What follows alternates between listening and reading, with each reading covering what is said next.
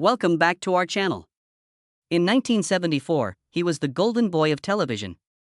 Fonzie then appeared. The ensuing violent power struggle would permanently alter television. Theft of narrative, loss of dignity, and the straining of a friendship. Henry Winkler now shares the heartbreaking reality of the cost of fame for everyone and the reason why Happy Days' original star left. October 30, 1945, saw the birth of Henry Winkler in Manhattan, New York City. Ilse and Harry Winkler, his parents, were German Jews who had fled Nazi Germany only a few years prior. They made Manhattan's Upper West Side their home. Because of Henry's father's success in the lumber industry, the family had plenty of money. Home life, however, was difficult. Because of their hardships in Germany, his parents were strict and frequently rude. They even referred to Henry as a dumb dog in German, a moniker that caused him much pain and lingered for years. Henry's schooling was difficult. He had trouble reading and writing, although dyslexia was unknown at the time. According to his parents and instructors, he was either lazy or didn't put in enough effort. He felt isolated and irritated by this. But at the age of 13, he experienced an incredible event. He was inspired by seeing the film West Side Story. Acting became his passion, and he began to envision a different kind of existence. His 13th birthday bar mitzvah was another significant event. He found reading Hebrew extremely difficult, yet he managed to memorize everything and performed admirably. It made him feel proud of himself for the first time.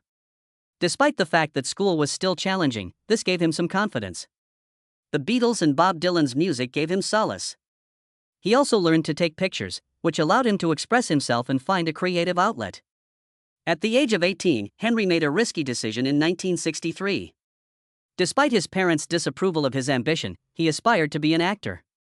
After applying, he was accepted to Boston's Emerson College. He was given a new beginning when he left New York. His difficulties with reading still made college challenging, but he overcame them. Encouraged by his theatrical professors, he felt like he belonged for the first time. In 1967, Henry made the decision to continue after graduating. He submitted an application to one of the top acting schools in the world, Yale School of Drama. Although the application procedure was challenging, his charisma and talent won them over. Later that year, he began his studies there after being admitted. The problem of Yale was entirely new. The act was thrilling. Due to his dyslexia, however, understanding scripts and reading challenging plays was a nightmare. To learn lines, Henry had to come up with inventive strategies. To succeed, he put in extra effort and relied on his innate ability. His roles included A Midsummer Night's Dream and Peer Gynt. And by 1970, when he received his degree, he was prepared to face the world. However, life was difficult after Yale. After returning to New York, Henry found it difficult to get acting roles. He took advertising and whatever else he could find. In just 1 year, he made 42 appearances in advertisements, which gave him confidence and helped him pay his obligations. Along with performing in small theater performances, he gained recognition for his performance in 40 Carats on Broadway. Henry was cast in a minor role in the 1973 film The Lords of Flatbush. He experienced being on a movie set for the first time with this low-budget production. He played little parts in a few TV series as well. Because of these events, he gained enough momentum to attract the interest of Hollywood casting directors. Henry received a call later that year regarding a brand new television program called Happy Days. It was about a Milwaukee family and took place in the 1950s. He first tried out for a smaller part, then the producers asked him to try out for Arthur the Fonz. The Fonzarelli. For Henry, everything changed at that moment. When Happy Days premiered on January 15, 1974, Henry Winkler's character Fonzie was not expected to be a major star. Originally intended to be a rough neighborhood person to counterbalance the show's amiable protagonist, Richie Cunningham, Arthur Fonzarelli was created. With only 16 of the 24 episodes in the first season and frequently for brief appearances, Fonzie made very few appearances. According to the story, he dropped out of high school, was raised by his grandmother after his father abandoned him when he was 3 years old. His hard edge came from this, but he wasn't supposed to be the main attraction. Not everyone chose Henry Winkler for the part. At first, the producers considered using Mickey Dolenz from the Monkees, but Winkler's improvised version of a now-famous mirror moment at the audition wowed everyone. Winkler was unidentified at the age of 28. And keen to establish his worth. When he was cast, he immediately began to give the role a unique quality that nobody had anticipated. The sitcom initially maintained Fonzie's tough man persona, but brief scenes suggested a more vulnerable side. Fonzie spent the holidays with the Cunninghams in one episode, Guess Who's Coming to Christmas, because he was lonely. This blend of tenderness and toughness was adored by viewers, and it began to change how the show employed his character. At first, not everyone at ABC was a fan of Fonzie. Executives were concerned that his reputation as a greaser may paint him as a negative influence. They forbade him from donning a leather jacket unless he was in close proximity to his motorcycle. As a result of this regulation, Fonzie frequently donned a green windbreaker that was just out of style. The writers made sure Fonzie's motorcycle appeared in as many scenes as possible, even when it didn't make sense, in order to get around the regulation. Fonzie gained so much popularity over time that ABC loosened the regulations. By the second season, the leather jacket had become an essential component of his wardrobe. Fonzie began to take over the show as his popularity increased. He popularized terms like "I" and "sit on it," which have since become commonplace. People adored his ability to fix anything with a tap, such as pressing a jukebox to start it playing. He was admired by children. And he was likable to adults. By the second season, Fonzie had become a star and no longer a supporting character. The fame of Fonzie extended beyond the program. His face appeared on toys, lunchboxes, and posters. Fonzie Goods was bringing in millions of dollars by 1976. Even in countries like Japan, Fonzie was well known. He was even more popular than the Japanese emperor, according to a 1977 poll. To appeal to voters, politicians even made an effort to align themselves with him. The actor who portrayed Fonzie, Henry Winkler, rose to prominence in America. But there were issues because of all this attention. On set, Ron Howard, who played Richie, became irritated as the show began to focus more and more on Fonzie. The main character had been Howard. However, Richie's part felt less significant as Fonzie gained popularity. Later, Howard acknowledged that it was annoying, but he never held Winkler responsible. ABC had considered changing the name of the program to Fonzie's Happy Days. This notion infuriated everyone. Winkler resisted the network, claiming that it would be unjust to the other actors. In the event that the name was altered, Ron Howard threatened to quit the program. In order to support the cast, creator Gary Marshall resisted allowing the network to make the alteration. Ultimately, they made a concession by providing Winkler with equal credit in the opening credits. The cast put a lot of effort into making the show entertaining and encouraging despite the strain. Winkler even demanded that the entire ensemble join him on stage after winning a Golden Globe for his performance. Happy Days' decision to remain an ensemble production was successful. One of the most popular sitcoms in TV history, it ran for 11 seasons. Following Happy Days' conclusion in 1984, Henry Winkler's life took a challenging turn. He played Fonzie, the calm, self-assured guy that everyone adored, for 11 seasons. People from all around the world were able to identify the character because of his fame. Become a major issue for Winkler. The casting directors were unable to picture him as someone else. In his words, "I couldn't get hired for 8 or 9 years because I was the Fonz." But Winkler didn't give up. He decided to try new things. In 1988, he directed his first movie, Memories of Me. It didn't become a huge hit, but it was a big step for him. He also started producing. By taking control of projects, he slowly built a new part of his career. In 1993, he directed another movie, Cop and a Half, with Burt Reynolds. These projects helped him move away from being just the Fonz.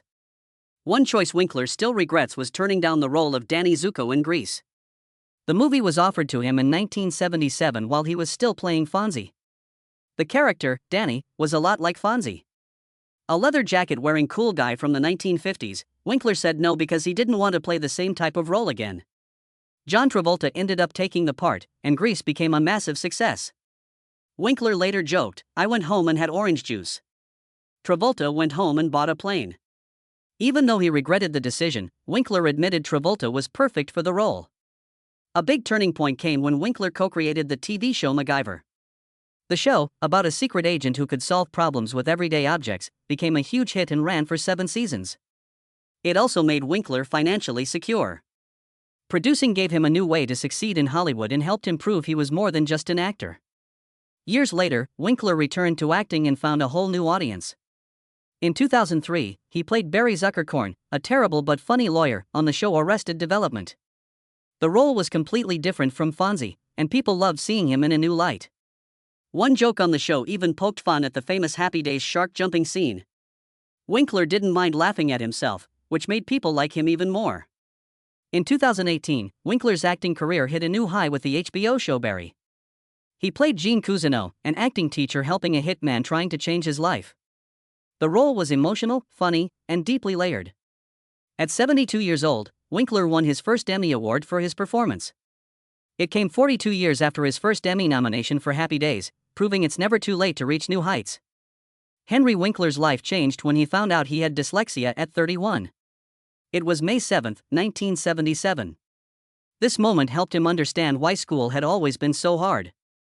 Winkler realized the truth when he and his wife, Stacy, took her son Jed to see a specialist. Jed was struggling in school, and the doctor described symptoms that felt very familiar to Winkler. For the first time, he realized his own reading and writing difficulties weren't because he was lazy or stupid. His brain just worked differently. This discovery was a mix of emotions for Winkler. He felt relieved because now he knew what had been wrong all along. But he also felt angry. He remembered being called names and misunderstood for years. He said, "I felt relief and rage. Relief because there was a name for it. And rage because I had been treated so unfairly." His school years had been tough. At McBurney School in New York City, he had terrible grades, a GPA of 2.2, and was ranked in the bottom 3% of his class. People assumed he wasn't trying hard, but the truth was no one understood his learning problems. After his diagnosis, Winkler began talking about dyslexia and became an advocate for early testing. He believed if he had been diagnosed as a child, school would have been a completely different experience. He even said he could have avoided thousands of hours of struggling and feeling bad about himself. But instead of letting it hold him back, Winkler found ways to adapt. In his acting career, he came up with creative ways to memorize lines by listening and repeating them out loud. This method helped him succeed, even though reading scripts was hard for him.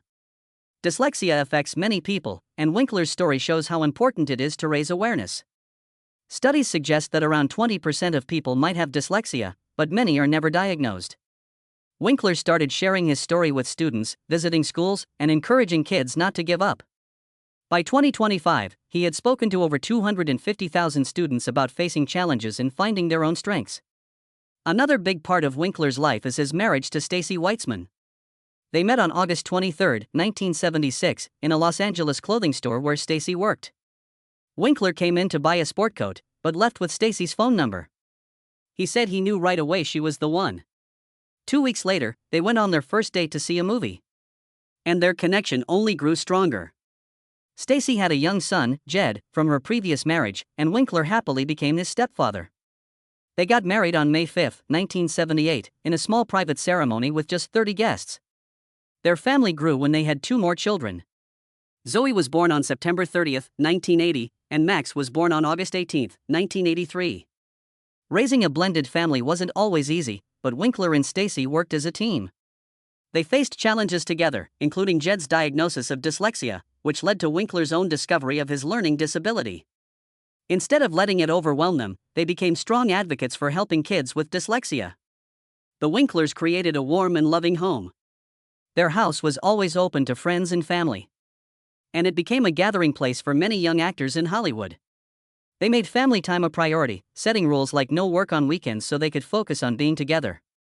They started Sunday dinners, a tradition that still continues, now including their grandchildren. Their marriage has lasted more than 47 years, which is rare in Hollywood. They have faced hard times together. Like Stacy's battle with breast cancer in 2001, but their bond has only grown stronger. In 2023, they celebrated their 45th wedding anniversary by renewing their vows in a small ceremony at home. Their love and commitment are an inspiration to many. Winkler's struggles with dyslexia also led him to an unexpected new career as a children's book author. His agent suggested he write a book about his experiences. At first, Winkler thought it was impossible. He joked, "I'm dyslexic. How can I write a book?" But he realized his story could help kids like him. He teamed up with Lynn Oliver, an experienced author, and together they created Hank Zipser, a character based on Winkler's life. The first book, Niagara Falls, or Does It?, came out on May 14, 2003. It was a huge hit, selling over 150,000 copies in its first year. The series grew to 17 books, all about Hank, a boy with dyslexia, and his adventures in school and life. Winkler dictated the stories while Oliver wrote them down, making sure they were funny, relatable, and easy for kids to read. The Hank Zipser books have been used in schools around the world to help children understand dyslexia. Winkler also started a new series in 2014 called Here's Hank, designed for younger readers. These books use a special font to make reading easier for kids with learning differences. Winkler visited schools to talk about his books and his journey, inspiring kids to believe in themselves. Henry Winkler started writing his memoir, Being Henry, The Fonz, and Beyond, on October 15, 2022, when he was 77. He worked with co-author James Kaplan to tell his story.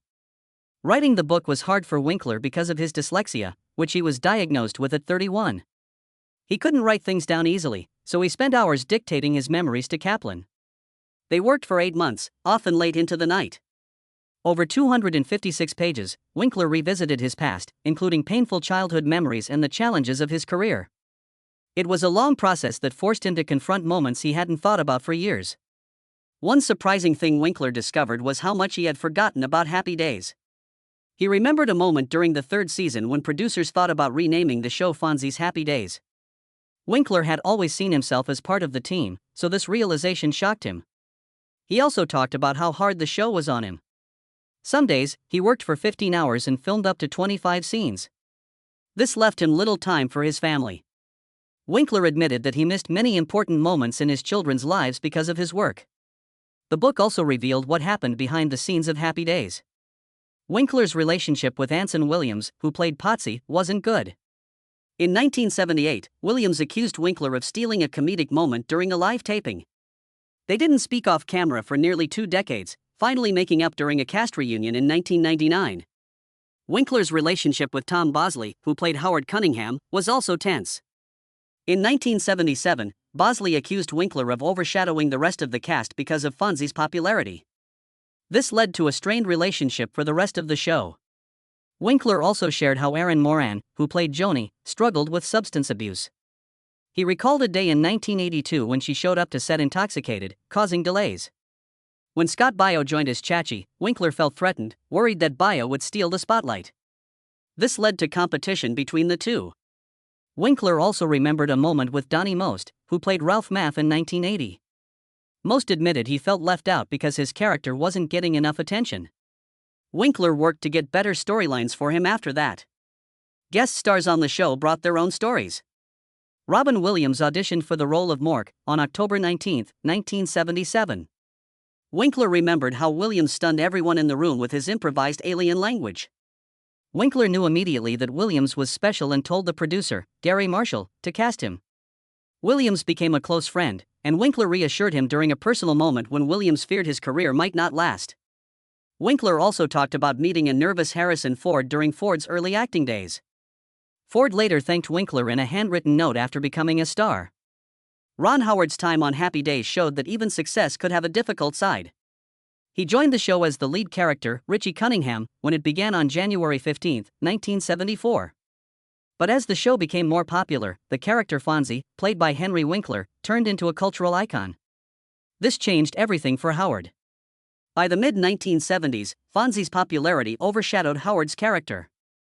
And he started feeling disrespected by the network executives. He explained this in an interview on The Graham Norton Show in 2021, saying that while Richie was the original lead, the focus shifted to Fonzie. Promotions and events became all about Fonzie, and Howard noticed that studio and network heads began treating him poorly, both in business matters and personally. The impact of this treatment was clear in the show itself. By the 1976 to 1977 season, Richie's role was being reduced in favor of Fonzie-centered stories. An example was the episode, Fonzie's Old Lady, which aired on February 1, 1977, where Richie had only a minor role while the story focused entirely on Fonzie. Things got worse in 1978, when ABC executives suggested renaming the show to Fonzie's Happy Days. This idea came up during a network meeting in July, and Howard, who was only 24 years old, was deeply hurt. He even considered leaving the show. However, Henry Winkler strongly opposed the name change, and the idea was dropped. The media didn't make things easier. Reporters often brought up Howard's diminished role, asking how it felt to become second class on his own show. These constant reminders added to his frustration. Despite this, Howard stayed professional and continued to give strong performances. For example, in the episode, which aired in 1978, his acting was praised for its emotional depth. Still, the strain of feeling undervalued pushed him to think about leaving. Finally, after the 1979 to 1980 season, he decided to leave Happy Days as a regular cast member. His last episode, Passages Part 2, aired on May 6, 1980. This decision marked a turning point for Howard. While leaving the show was hard, it allowed him to pursue his dream of directing. He had already started directing with Grand Theft Auto in 1977, but now he could fully focus on building a new career. Howard's departure surprised many, including Henry Winkler. The two had formed a strong bond while working together, and the news of Howard leaving was difficult for Winkler. The day before Howard's final episode aired, he called Winkler personally to break the news.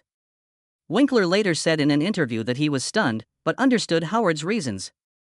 Their friendship continued beyond Happy Days. When Howard directed Night Shift in 1982, Winkler visited the set to show his support. Over the years, Winkler often praised Howard in interviews, calling his success as a director no surprise to anyone who had worked with him.